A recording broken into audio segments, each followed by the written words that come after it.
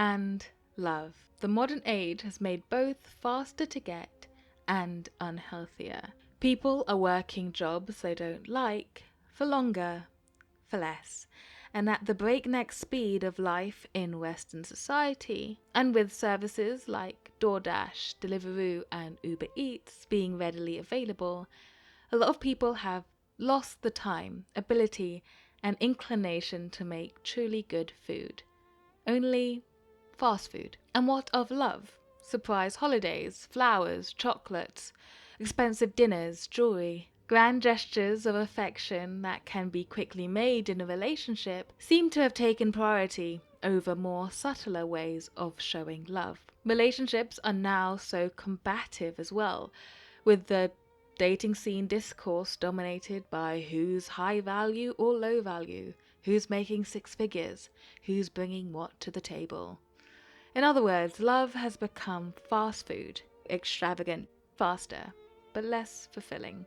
So what has this got to do with a film? Well, sometimes a film can show a completely different way of thinking, so much so that it's a shock to the system.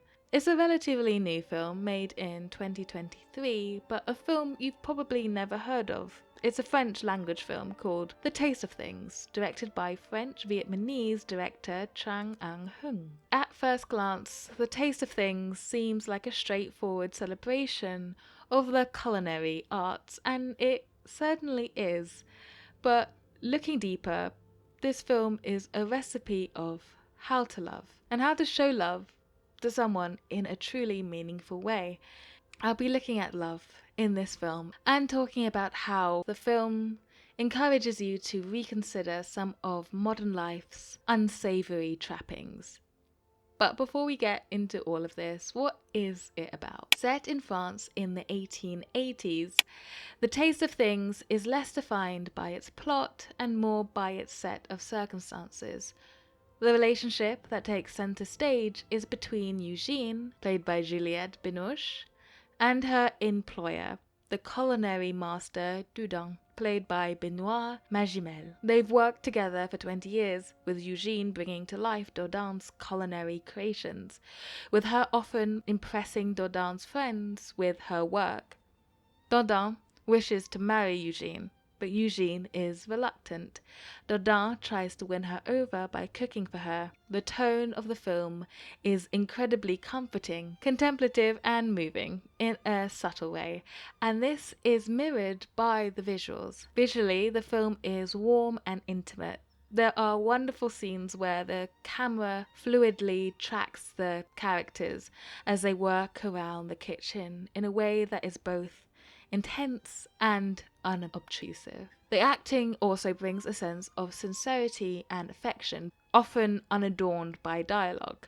There are long stretches of silence throughout the film, often when the characters are intensely cooking, and the principal actors, Binoche and Magimel, are able to invoke a complexity and emotion in their interactions together, often without saying a word, which is just a testament to their profound skill as actors. It is hard to talk about the film in any full detail without first discussing the food.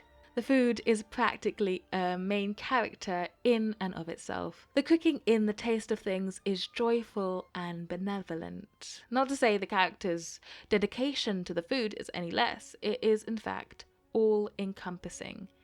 The attention to detail for all the dishes is immense. The methodical preparation of the food is unhurried, and meals, when they are finished, are greatly appreciated and discussed at length.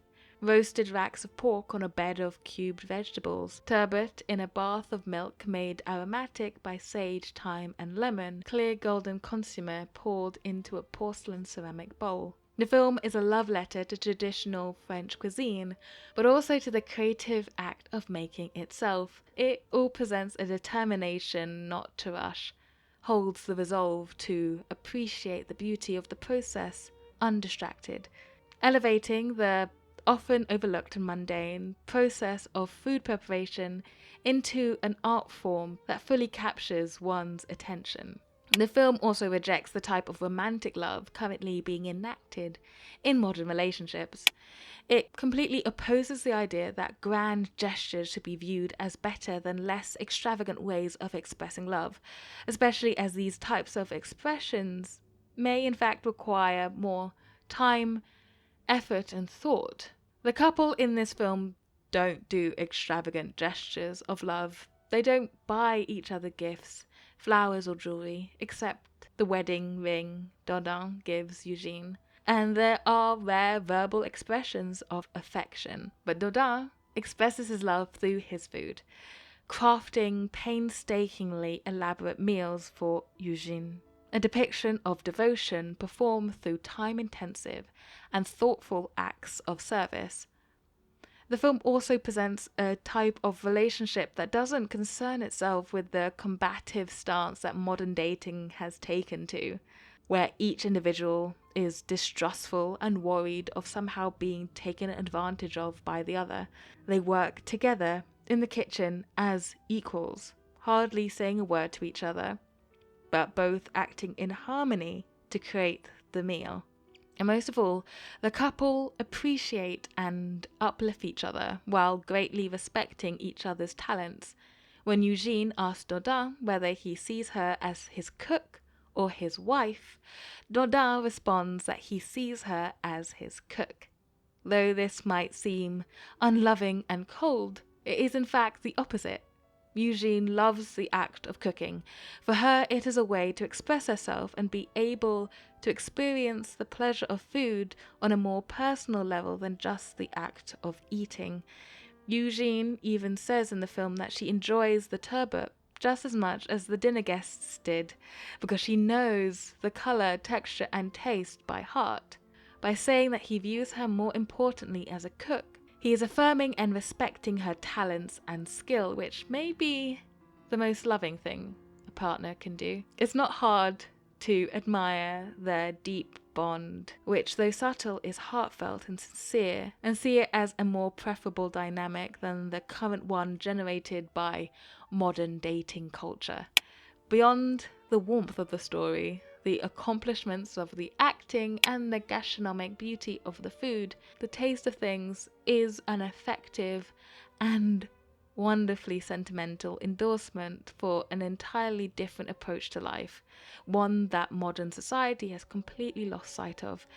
It's a film that invites you to explore how deep love can be expressed outside the quick, extravagant gestures modern culture has idealized. I think if this film was a meal of its own, it would be The Humble Stew. Modest and understated, but rich in flavor and, more importantly, deeply, deeply fulfilling.